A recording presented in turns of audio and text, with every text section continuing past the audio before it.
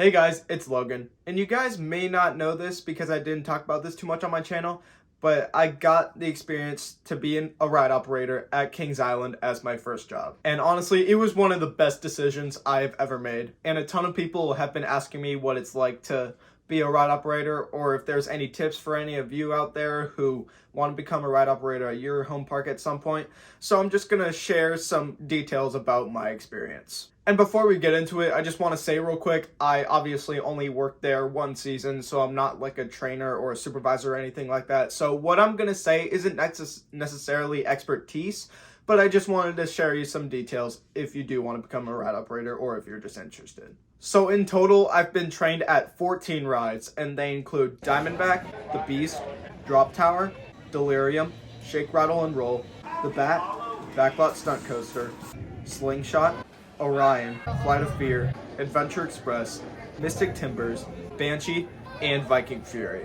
And my home crew was Drop Bat, but at Kings Island, it's really easy if you want to cover other people's shifts at different rides, which I learned is not very common at a lot of parks. A lot of people tell me, like for example, one of my friends who works at Busch Gardens Tampa only got trained at 2 rides. One of my friends at Six Flags Great America only got trained at like 2 or 3 rides, and same with Cedar Point and stuff. So I learned that if you work at Kings Island, if you really wanted to, you could get trained on almost every single ride. And that brings me to my next point, that the training at every position is so good. The supervisors and trainers know exactly what they're talking about, and the way they train you, I think, is really well done. How it works is there's like a ride packet with all the ride information, and they go over all the details with you like personally, and then they give you like a verbal quiz at the end just to make sure you understand all the details. And if you get one of the questions wrong, they'll just explain the answer and they'll go over it later.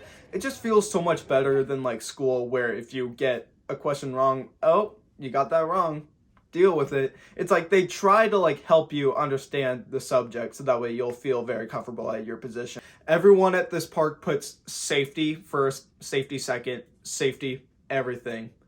Like, if you see ride operators like struggling to get fast dispatches, give them a break, because what they mainly care about is keeping people safe. Now, we do have lots of fun cracking jokes with the guests and stuff and trying to get the dispatches out as fast as possible, but you just need to know that everyone there cares about your safety first. So that's another thing. If you're afraid of roller coasters, you really shouldn't, because everyone cares about safety there. My next point sounds super cliche because they say this stuff all the time during job orientation, but you genuinely do make some good friends in the rides department, especially if you're a coaster enthusiast, because like honestly, half of the people in the rides department are coaster enthusiasts, which kind of surprised me. I thought it would just be like ordinary high schoolers, but no, you can connect really well with these people. And for example, the people on my crew, we still hang out, like go out to eat and stuff like almost every week, and I just feel really close with those people. And I feel really close with people at other rides as well. One of the things that really brought me and my ride up friends together are the employee ride nights. I think I've been to 3 of them. There was one for the rides in Action Zone, one for the Beast and Whitewater Canyon at like 1 a.m. and me and my friends marathon Whitewater Canyon 3 times at 1 a.m. It was a surreal experience. And then one at Orion and Flight of Fear, where I got like 10 rides on Orion, and I got to meet so many new people and got to hang out with some of my current friends as well, and they were just so much fun.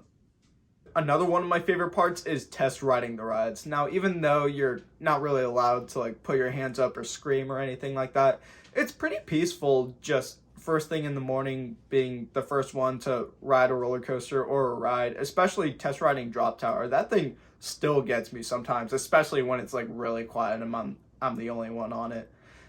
I've got to do that on almost every ride I worked, and it's always just been one of my favorite parts. My next point, which I don't know why I didn't expect to like, it's when some of my friends or just new people come to my ride and say hi to me. I don't know why. I thought I would just be like embarrassed being like, oh, I worked at Drop Tower, hi.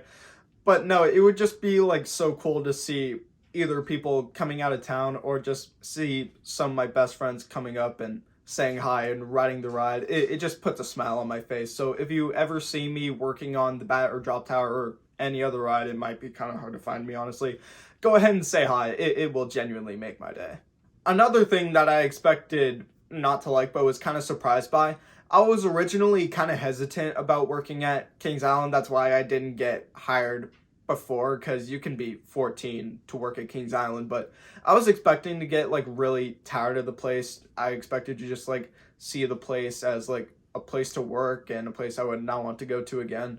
But it gave me like a new appreciation for like how the park works and like how all of the workers there act. And whenever I'm like on my day off, sometimes I just like to come in alone, ride some rides, and oftentimes the ride operators at other rides will say hi to me and will like crack jokes and stuff, and it just really feels like I'm kind of like a part of the place now, which just makes me really happy to say. Now, we can't really talk about a job without talking about the pay. So when I got interviewed in the spring, I was offered $10 an hour, which I accepted. I was happy that I was getting money at all. And then a day or two before my first shift, the rides department got a $1 raise, which is $11 an hour. And then about a week after my first shift, they bumped it up to 15. And that was around the same time that Cedar Point busted theirs up to 20. And then the base pay was 15 technically for the rest of the year, but they did a bonus for Labor Day weekend where if you worked a shift during Labor Day weekend, you would get a $2 bonus for every hour that you worked. And then they did the same thing during Haunt if you worked all the way through the last day of Haunt.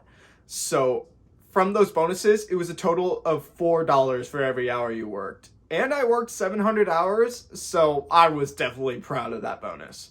Now, yes, sure, guests can be crazy, and I may or may not have had some weird stories, including but not limited to people handing me strollers with babies in them across the Bat train, people walking under the station at the Bat, fights breaking out in line, guests handing weed to children. But honestly, one of my favorite parts about the whole job that just made me so motivated to keep going, it wasn't on that many occasions, but I've gotten complimented a few times where at like either other rides or other parks, the people there like don't really care about guests having a great day, and they just like came up to tell me that like me and like the people at Kings Island, they're like really impressed with our staff, and that's just one of my favorite parks. I love getting compliments like that. Now, if you do want to work at Kings Island in the rides department, my 5 favorite rides that I'd recommend are, first of all, Diamondback, because it's like the perfect pace. It's like not too fast, not too slow. You'll get to experience 3 trains, and the crew there is just so funny. They're always cracking jokes over the mic. And plus, I've known them for so long through like Coaster Kids days and stuff that just getting to work with them was just so surreal, and I really liked it.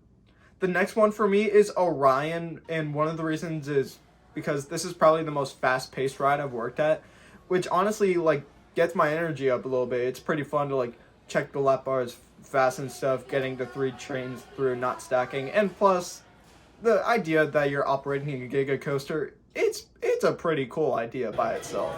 Now, it does get pretty stressful at times because it gets so crowded. That's why I don't like it more than Diamondback, but it's still a really fun ride.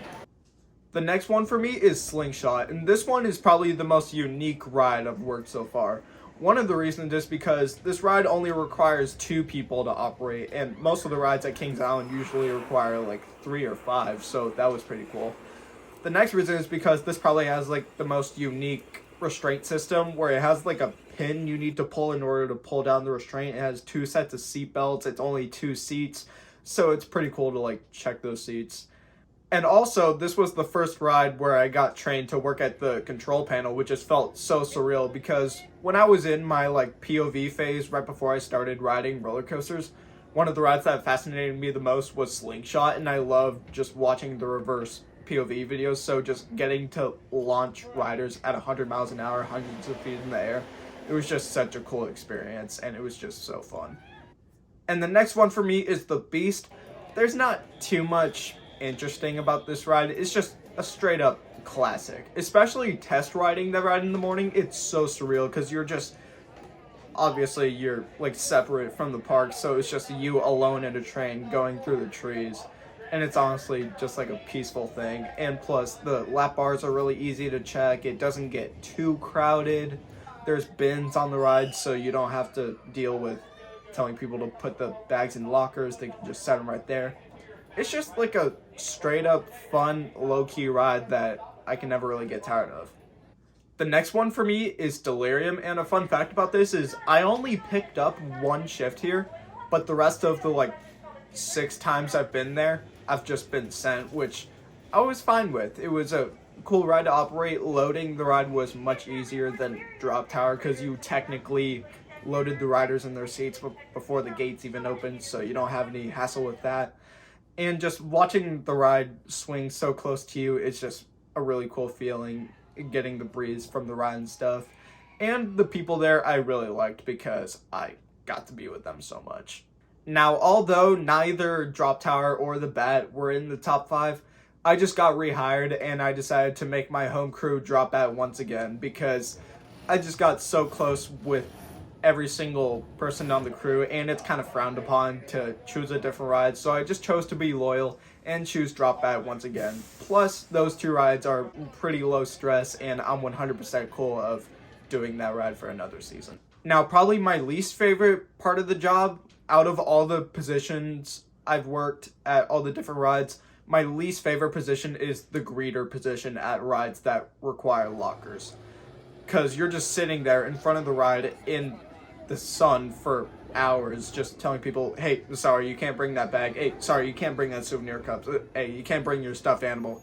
And some people are understanding about it and others are like really mean about it, which I don't necessarily blame them. It's kind of weird to have like some rides have bins, some rides have lockers. People can get really mad about that, and that might just be a thing I'll have to get used to and not everyone likes, but just had to throw that under the bus a little bit. And if you want to become a ride operator at one of the Cedar Fair parks, here are some of the perks. Not only can you use your ID to get into every Cedar Fair park, but you can also get free admission to parks like Holiday World, Kentucky Kingdom, Ark Encounter, and Indiana Beach, which I used at Holiday World and Kentucky Kingdom a few times, which I really liked. The next perk I really liked is if you're working at the park for your first year, you'll get a total of 8 Bring a Friend free passes, which I really liked because I was able to bring Natalie and her boyfriend and some of my family and friends who didn't have a gold pass, so they were just able to enjoy the park, which I really liked. And if you're a returner, which means if you're there for your second season or more, you'll get a total of 16, which is just very useful. Now, although there's a lot of minor details I haven't talked about, those are the key details about my experience as a ride operator. And even though there's obviously good and bad days, that's the same thing as like every job. Overall, I am really proud that I got the opportunity to work in the rides department in that park and get to work at so many rides, get to work with so many people, which is not very common at other parks, as I said before. I am definitely glad that I'm coming back for a second year. So hopefully you guys enjoyed this video. Can't wait for Kings Island to open back up to hopefully meet some of you out there. We'll see you guys later.